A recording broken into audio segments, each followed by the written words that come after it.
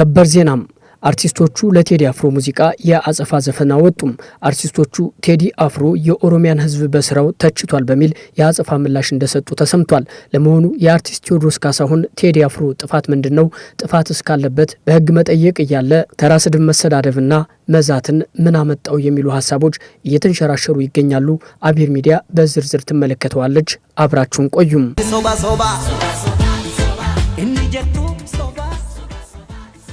የኦሮምኛ ሙዚቃ ድምፃውያን ገላና ጋሮምሳና ዮሳን ጌታሁን ገለሜ ሲና በአማርኛ የታሪክ መዛግብት በሚል ርዕስ አርብ ሌሊት በለቀቁት አዲስ ዘፈን ባሳለፍነው ሐሙስ ለተለቀቀው የድምፃዊ ቴዎድሮስ ካሳሁን ቴዲ አፍሮ ኢትዮሪካ አልበም ቀጥተኛ ምላሽ ሰጥተዋል።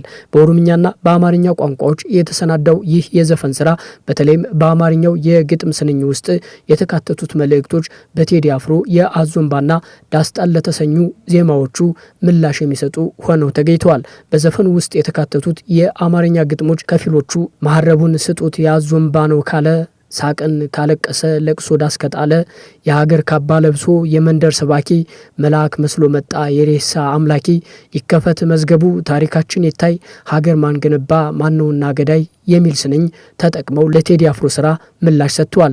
ድምፃውያኑ በስራቸው ውስጥ የታሪክ መዝገብ ተከፍቶ እውነተኛው ታሪክ እንዲታይ የጠየቁ ሲሆን ባንዳ ሀገር ሲሸጥ ባልቻ በጎራዴ በሚል ስንኝም የጀግናና የነጋዴ ልዩነት ይታወቅ ሲሉ መልእክት አስተላልፈዋል። በተጨማሪም እኛ ያቀናናት ገና ታብባለች ጨፍላቂዋ ሀገር እውነትም ሞታለች የሚሉት ስንኞች የቴዲ አፍሮን አልበም ተከትሎ የተቀሰቀሰውን የሀሳብ ሙግት ይበልጥ እንዲፋፋም አድርገውታል። ይህ የሁለቱ ድምፃውያን ስራ ከተለቀቀ ጥቂት ሰዓታት ውስጥ በማህበራዊ ሚዲያዎች ላይ ሰፊ የሀሳብ ልዩነትና ክርክር የፈጠረ ሲሆን የጥበብ ሰዎች በሀገራዊና ታሪካዊ ጉዳዮች ላይ በዜማና በግጥም የሚያደርጉት ይህ የሀሳብ ፍጭት የብዙዎችን ትኩረት ስቧል።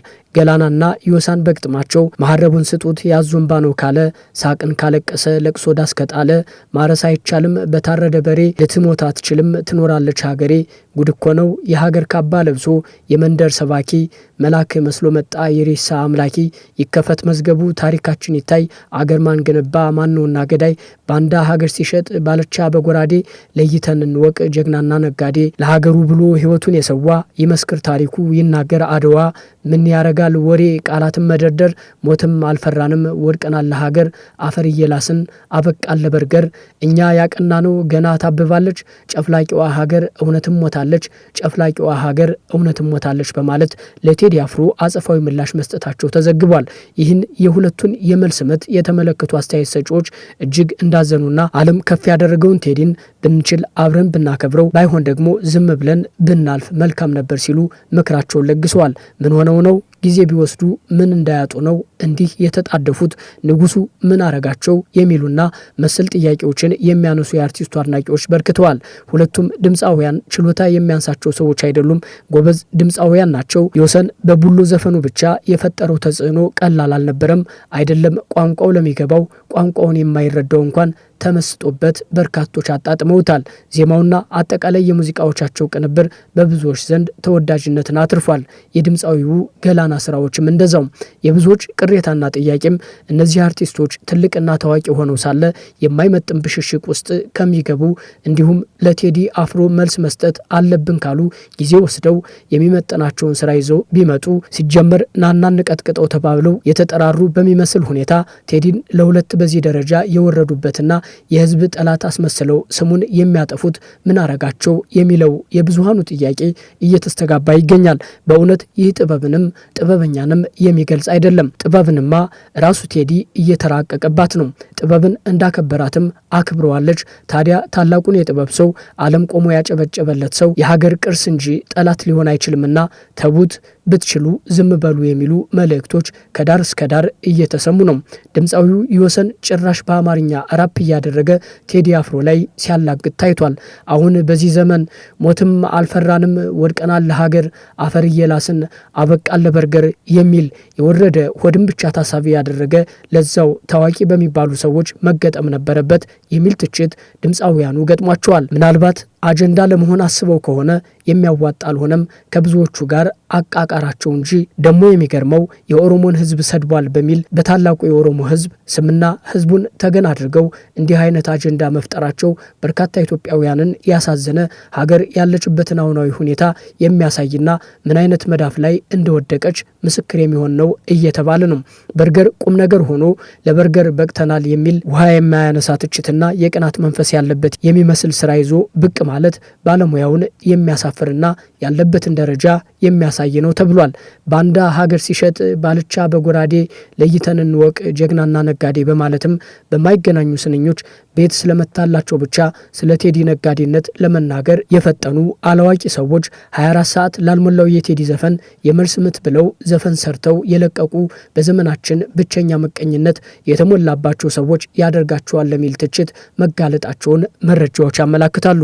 ቴዲ አፍሮ ስራውን ከመስራቱ ውጪ ለሚሰነዘርበት ትችትና ዛቻ ምንም አይነት ምላሽ አለመስጠቱ ብዙዎችን አስገርሟል።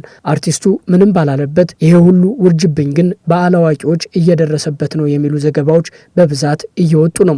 ይህ በእንዲህ እንዳለ መንግስት ምርጫ ለማድረግ እየተሰናዳ ባለበት ሰዓት ቴዲ አፍሮ ሙዚቃ ማውጣቱ በአንዳንድ የመንግስት አካላት በኩል ቁጣ ተቀስቅሶበታል መባሉ የሚታወስ ነው። ቴዲ አፍሮ ኢትዮሪካ የተሰኘውን አልበሙን ባለፈው ሐሙስ 8 ሰዓት ላይ መልቀቁ ይታወሳል። አልበሙም እንደተጠበቀው መነጋገሪያ ሆኗል። ህዝቡም በጉጉት ጠብቆ የሚመጥን የሙዚቃ አልበም ተበረከተልን ሲል አርቲስቱን አመስግኗል፣ አድንቋልም። አልበሙ ገና ሊለቀቅ ነው ከተባለበት ጊዜ አንስቶ አንዳንድ የመንግስት ሹሞች አርቲስቱን ዝቅ ለማድረግ ሲሞክሩ ታይተዋል። መግለጫ እንዳይሰጥ ሲከለከል በዛውም ውል እስከ ማፍረስ እንዲደርስ ጫና እንደተደረገበት ተነግሯል። ይህም በአርቲስቱ ስራዎች ገና ሳይለቀቅ ድንጋጤ እንደተፈጠረ ሲነገር ሰንብቷል። ቴዲ አፍሮ ከሁሉም በመቅደም 1997 ዓ.ም ለህዝብ ድምጽ መሆን የቻለ ድምፃዊ ነው። በዛን ጊዜ ከህወሓት በላይ ህወሓት ነን የሚሉ ግለሰቦችን ዛሬም የፓርቲው ቁልፍ ሰው ነን ብለው የሚያስቡ ግለሰቦች ቴዲ አፍሮን የመተቸት ሞራል ሳይኖራቸው ግን ውርጅብኝ ሲያወርዱበት ሰንብተዋል ተብሏል። በቀደመው የቴዲ አፍሮ ስራ ቴዲ ትችት ወይም የመልስ ምት የሰጠው አቤል ሙልጌታ በህዝብ ተጠልቶ ዘፈን ኃጢአት ነው በማለት ለረጅም ዓመታት እንጀራው የነበረውን የሙዚቃ ስራ እስከ መተው ደርሷል። አሁን ላይ አርቲስቶች ሀሳብ ሲደርቅባቸውና ኪሳቸው ሲደርቅ ከነሱ በብዙ መልኩ የሚበልጣቸውን የስራ አጋር ለመሳደብ ይሞክራሉ። ደጀን ይሆነኛል ያሉትን አካል ደግሞ ተጠግተው መሻገሪያ ለማድረግ ጥረት ያደርጋሉ። ቴዲ አፍሮ ገና አልበሙ ሳይወጣ በርዕስ ብቻ ብዙዎችን ሲያንጫጫ ሰንብቷል። ከወጣም በኋላ ብዙዎችን አስደንግጧል። አልበሙ ህዝብን ሊያነቃቃ ይችላል በሚል በአንዳንድ አካላት ሽብር ተፈጥሮ በርካታ መረጃዎችን ማየት ተችሏል። ጥበብ ኃይል አላት። ለዚህም ነው ቴዲ አፍሮ መጠንቀቅ አለበት። አንዳንድ አካላት ለስልጣናቸው ወይም ለግል ጥቅማቸው ሲሉ ምንም ከማድረግ ወደ ኋላ ላይሉ ይችላሉ በሚል ብዙዎች ለአርቲስቱ ምክረ ሀሳባቸውን ሲለግሱ የሰነበቱት አሁንም በአርቲስቱ ላይ ለሚሰነዘሩ ትችቶች ምላሽ እየሰጡ የሚገኙት። በአጠቃላይ አርቲስት ቴዎድሮስ ካሳሁን ቴዲ አፍሮ ምንም ሳይናገር ለተቹት ምላሽ ሳይሰጥና ምንም አይነት ቅሬታ ሳያሰማ ከላይ እንደተጠቀሰው የሙዚቃ ባለሙያዎች ምናቸው እንደተነካ ሳይታወቅ አርቲስቱን እየዘለፉ ይገኛሉ የሚለው መረጃ በብዛት እየተሰራጨ ይገኛል። ለመሆኑ ቴዲ አፍሮ ምን አረጋቸው? የብዙዎች ጥያቄ ነው። በያላችሁበት ጥሩ ጊዜ ተመኘን። ሰላም።